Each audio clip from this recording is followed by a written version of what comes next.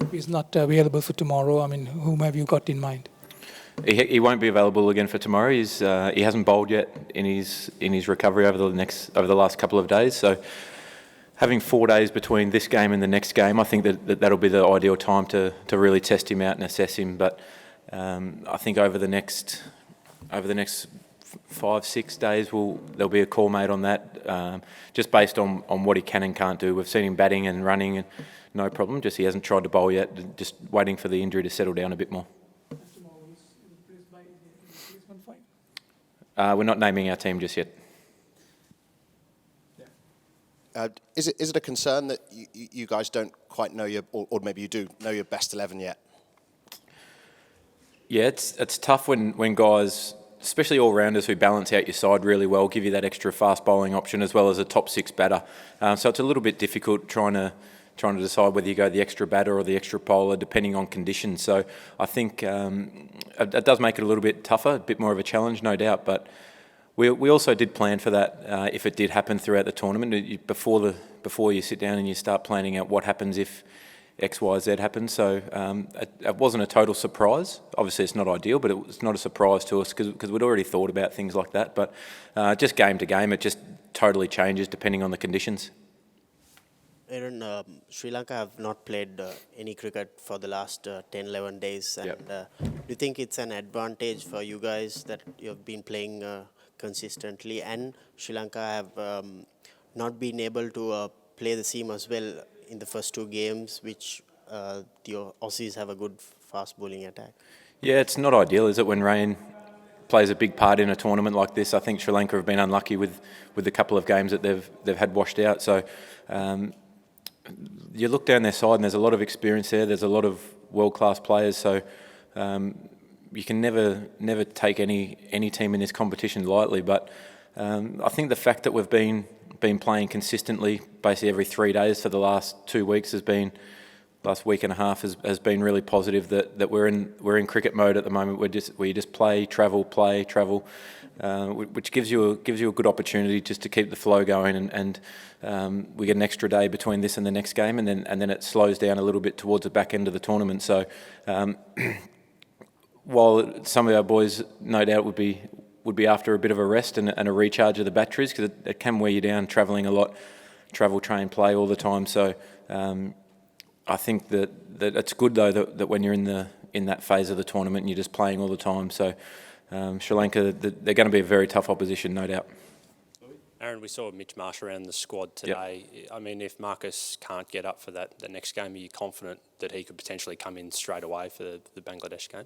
Yeah, that's why he's here. Obviously, just a couple of days before, I think Australia A-side land today, in the UK as well later today. So it was just a couple of days before, but as a bit of a precaution more than anything, if Stoin doesn't recover well enough over the next couple of days. So it just comes down to, short answer is yes. There is confidence that Mitch will come in and do well if selected, if Stoin doesn't recover properly. And just on your bowling, if you'll give me another one here, saw you in the nets, and obviously we'd like you to talk us through that wicket in the last game. Can you tell us what you've been working on with your bowling? Not much. Trying to land them for a start. When you play four specialist bowlers and rely on 10 out of your fifth bowler, your good part-timer, I'll call Maxi, he's shown last World Cup he was our spinner for most of the game, so we know that he can do it. When it's relied on to bowl 10, you have to chop him out with a few overs here and there, especially at a ground like Taunton, and the wicket played really well. It didn't spin or anything, so you had to try and chop him out with a few here and there, because you saw when Hafiz decided to attack him, it was tough going. Tough to defend on such a small ground in a quick outfield. So, yeah, my bowling's, it's not great. It's pretty ordinary, to be fair. I just got a bit lucky. Aaron, noticed David Warner wasn't there today. He's still got the elbow sort of bandaged up, and he misses the odd over here and there in the field. Anything going on there with him? And Not at all. Not at all. I can't remember the last time that he does train the day before a game. The game we played against India, we had a quick fielding session as a group, so that's why he would have been here. Other than that, the day before a test match, one-day game, he doesn't train. Usman doesn't really train. The quicks will very rarely be at training, if not required at all. Saw Courts here today having a hit. He's probably one of few quicks that comes down. So it's No, it's not concerning at all. He goes off to get his elbow retaped every now and then because when he's thrown a fair bit, it can come loose. But apart from that, there's no issues whatsoever with him. Aaron, just to confirm quickly before I ask what I was going to ask, there's no other injuries or issues going into tomorrow? Obviously. None at all. Perfect. Just Stoin, that's it. Going off last game, would you be more confident or less confident going in 4 quicks again? I mean, how difficult did you find as a captain having to manipulate Maxi's 10 overs or the 10 overs from a part-time spinner, so to speak, including your own? Like I said, it's really tough at a ground like Taunton being so small. I thought that the wicket would actually spin a little bit as the game went on, but it didn't. The cloud stayed over the ground, and it was a really nice wicket the whole time. After the new ball sort of wore off, so it was probably tougher at a ground like Taunton. I think here at the Oval, you see there's one lot bigger side, so you can probably be a little bit more defensive with your fifth bowler as opposed to having to try and attack with him. And that's what the 4 quicks allows you to do. It gives you an opportunity to attack from one end while being defensive at the other. It was just that so small, Taunton, that it's tough to even be defensive as a spinner there. Aaron, compared to 12 months ago, this team looks a lot sharper fielding-wise. If that's a fair observation, can you talk us through the work put in and maybe some of the guys who you really think are, I know there's a lot of good fielders in the team, but some of the ones that are sort of world-class? Yeah, I think having Smith and Warner back in the ring there, that creates a huge amount of presence. They're both, or Davey in particular, so quick. He mightn't have the best arm at the moment, but he's so quick to the ball that you can't run. Smith, he's like a fly trap there at slip, and also when he gets in that short cover, he reads angles and he anticipates so well. Maxwell, we know how good he can be. He's up there with the best in the world when he's hitting the stumps like he did the other day at a crucial time. I mean, if Safraz bats to the end there, they probably get really close, if not home. So they're the three that in the ring are so dynamic. And then you got Coulton Isle, who's a gun, fielding on the boundary. Stoinis, when he was fit, he's unbelievable on the boundary. He's quick. He's got an unbelievable arm. So we feel like there's a lot of bases covered there. All our quick bowlers are really good. All our spinners are good. Zamps has got really safe hands. So it gives you an opportunity that you can keep the guys in the fast guys, the guys who anticipate the play. You can keep them in the circle for longer. I think when you're trying to fill some holes in the field, your good fielders have to go to the boundary to try and cut off them twos, which then makes it easier to get the ones in the ring. But when you've got confidence in everyone, anyone can field all around the ground. So I think that's been a big change, is to get them world-class fielders staying in the ring for longer. John? Finch, you've been hitting the ball well through this tournament. Do you think a good World Cup can put you back in the Ashes frame? And do you hope to play that I doubt it. Australia game in Hampshire just before it's picked? I haven't honestly thought about it whatsoever. I think I'm not sure what they're planning with the squad or anything like that. Obviously, I'd love to play if the opportunity comes up. I think being in the Ashes is way down the list, or I'm way down the list, having missed my opportunity throughout the summer. But the guys who come in, the young guys come in and played really well. I mean, Curtis Patterson played beautifully. Hetty's done a great job. We saw he evolve over the summer and changed his game, or changed his mental attitude, I think, really quickly to Test cricket, which was a real positive from such a young guy. Will Pecosby, he's an absolute superstar in the making. So I think that between them guys, and then you've got Bancroft who started off the summer over here really well. Joe Burns unfortunately had to go home for some personal reasons, but they're all guys that are right there in the mix with Steve and Dave coming back into the frame as well. So the short answer is no. Would I love to? Of course I'd love to, but the young guys that have come in have done such a good job, and they've got such bright futures, all of them. Whether they all get picked or whether one or two misses out, I don't think that'll be the end of the world for them.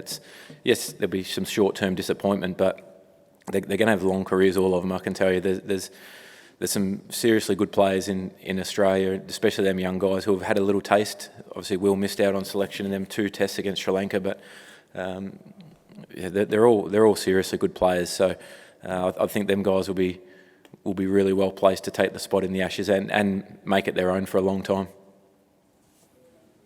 Aaron, I know you obviously want to build towards your best cricket at a World Cup. You don't want to peak too early. When do you want to see the batting unit as a whole, 1 through 6, 1 through 7, really click, given we haven't really Every seen game. the top order and middle order fire at the same Every game would be nice. Obviously, it's tough. Obviously, you're coming up against different opposition all the time, and I talked about it in terms of changing your preparation and adapting game by game, because you don't get into a rhythm against the same team like you do for 3.5 years in between World Cups. So to come up against different opposition, you're facing different challenges all the time. We saw against India, they're spin heavy through the middle. West Indies are quicks heavy through the middle. Played Afghanistan, they mixed up spin and quicks, and you're constantly faced with different challenges. So it'd be nice for our batting to just keep improving. I don't think we've gone anywhere near our best, which is still a good thing, that we've got 6 points on the ball while not playing anywhere near our best cricket, which is a real positive. But as long as we're improving and continue to go up and not go backwards, I think that's the key. What percent of 100% game that you get to, I think, is irrelevant as long as it's improving along the way.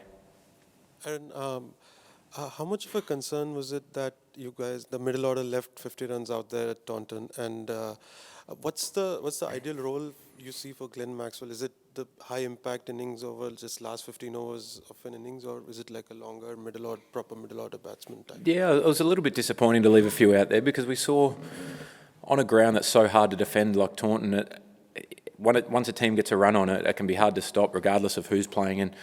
And I think we just looked to go a little bit too hard too soon. After the start that we had, I think we probably forced it a little bit too much and probably left it to somebody else. We thought that somebody else was going to do the job, but at the same time, we still got ourselves into a great position. We got guys a little bit of time in the middle that allowed them to get the feel of the game and get a bit of a flow into the World Cup, particularly Sean, who hadn't played, Sean Marsh, who hadn't played a game, to come in and get some time in the middle. Would have been great if he spent a bit more time there and took the game a bit deeper, but when you're playing 7 batters, that's probably the risk versus reward. I think if that comes off, then you do get that huge total. But at the same time, I was probably just a little bit disappointed that we failed to learn throughout the innings. There was times, looked like every time we tried to hit it down the ground, a big shot down the ground in the air, it went straight up. So a couple of guys still made that same mistake after a few guys before them had as well. So that was a bit disappointing. But all in all, I thought that the position that we got ourselves into was a really positive one. And with Maxi, again, that's just a call you make on the day. It's not. We'd love Maxi at about 15, 20, 25 overs, but he also doesn't have to play the high risk innings. And we saw the other day he come in and had a really big impact quickly. If that can go on for a bit longer, great. Whether that's from the 35th over, from the 20th over, that's just a game by game. And that was my decision to send him in and probably just look to.